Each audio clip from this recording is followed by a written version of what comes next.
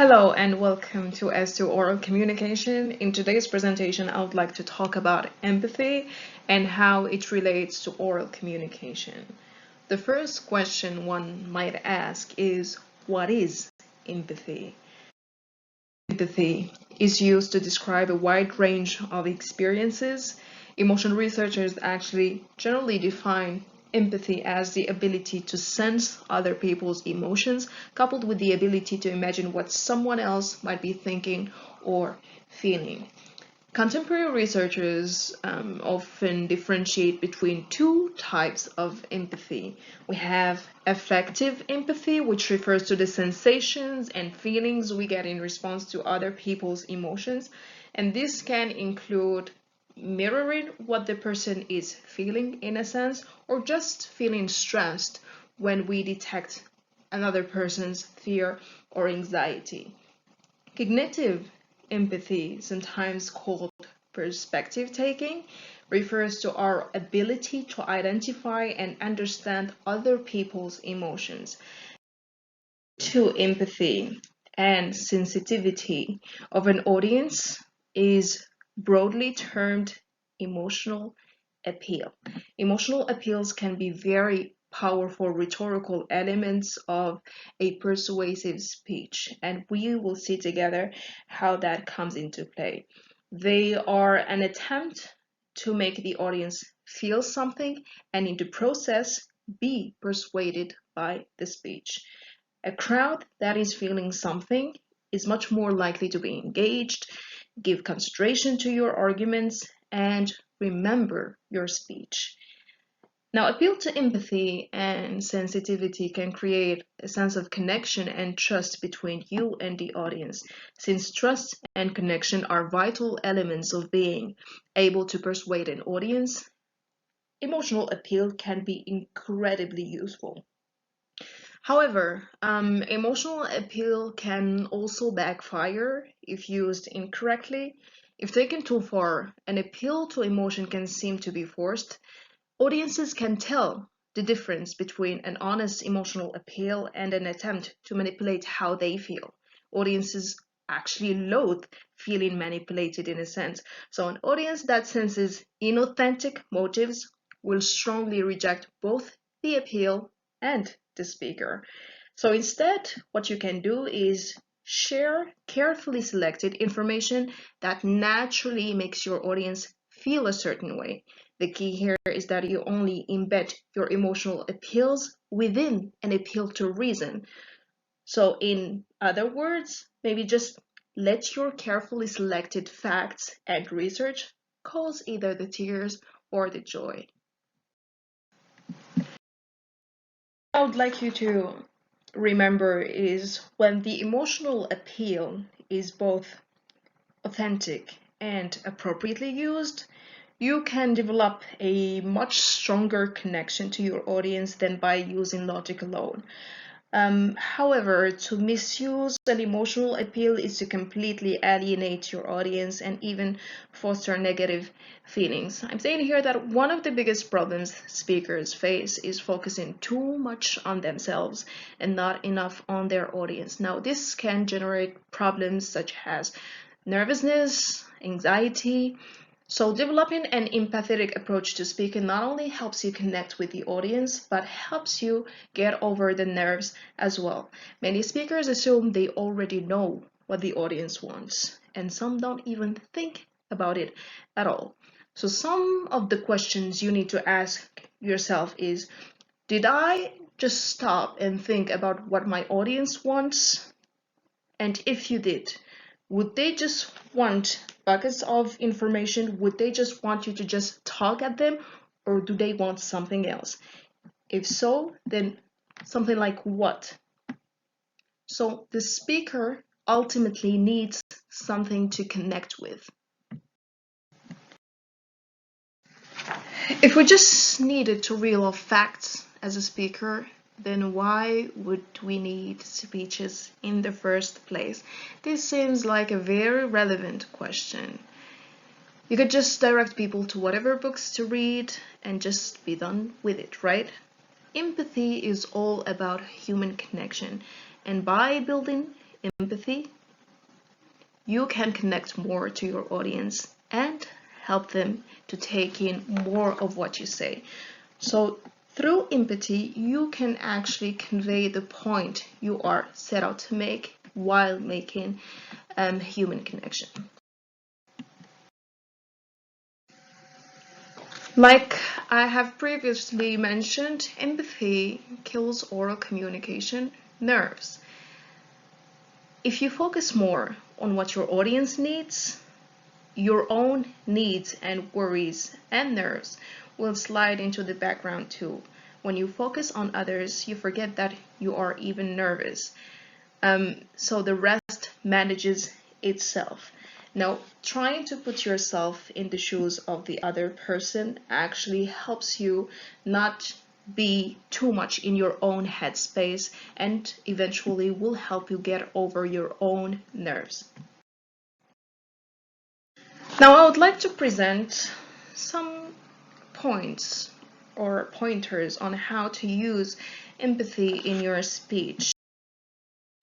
According to Aristotle, there are three primary types of appeals. So we have logos, which is logical appeal, also known as evidential appeal; pathos, an appeal to the audience's emotions; and then ethos, which has to do with moral expertise and knowledge.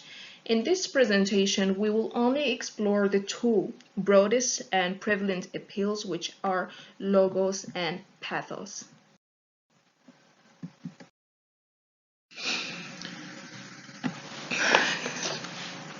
So from a rationalist's point of view, evidential appeals or logos are the only type of appeal that truly matter.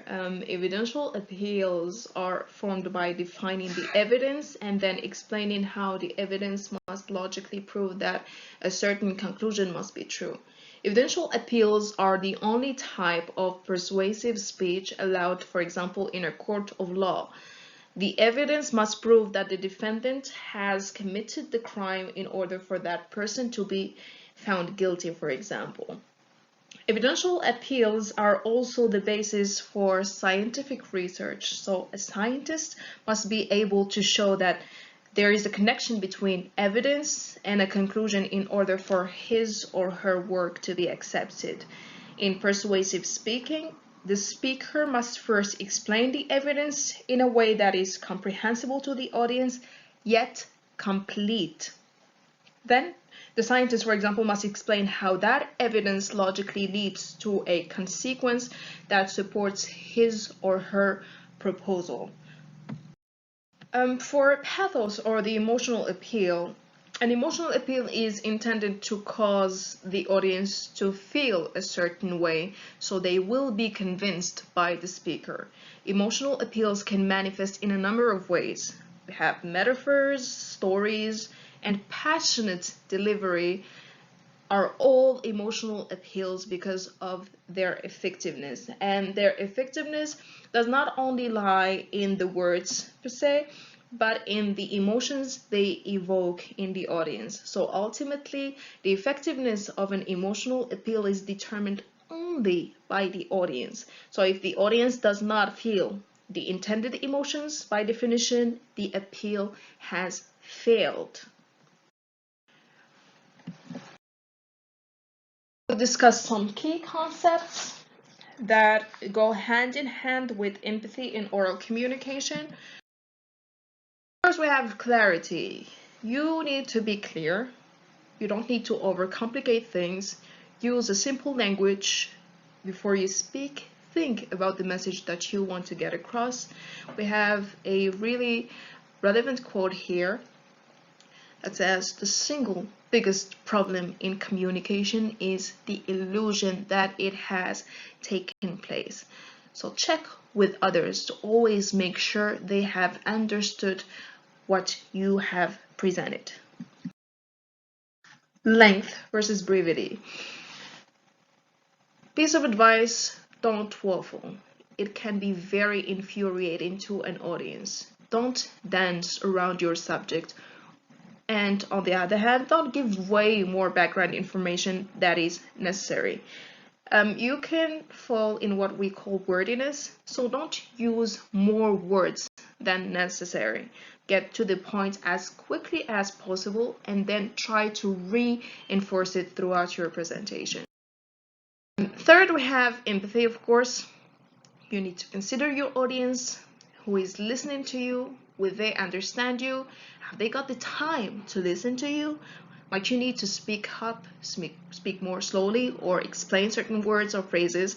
Could they be offended or upset by anything that you have to say? This includes stereotyping, generalizations, the do's and don'ts of an oral communication. Fourth is respect, and respect undoubtedly goes hand in hand with empathy. When you empathize with a person, you are already being respectful of that person. So be respectful when you're speaking with others, be respectful when listening to others. So good manners are always appreciated. Don't use offensive language or profanity. Don't stereotype people or generalize.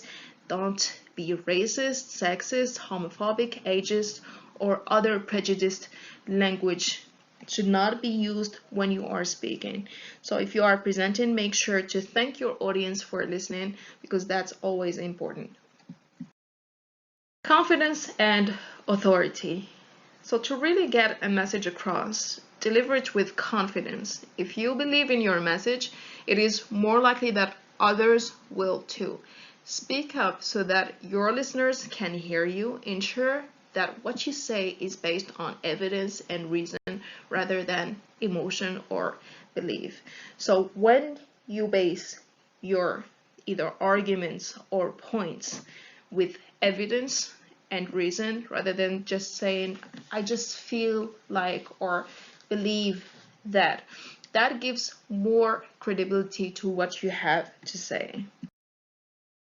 The sixth key element is tone. How you say something is almost as important as what you say. So if you sound angry, irritated, bored, or sad, it will interfere with your message. A little humor is usually appreciated, but if you keep cracking joke after joke while you are speaking, you are likely to devalue what you are saying, and your audience is more likely to not take you seriously. As a conclusion, I would like to say that we all crave connection. True connection requires respect and empathy, a recognition that we are all human. We all have our highs and lows, and we are all doing our best.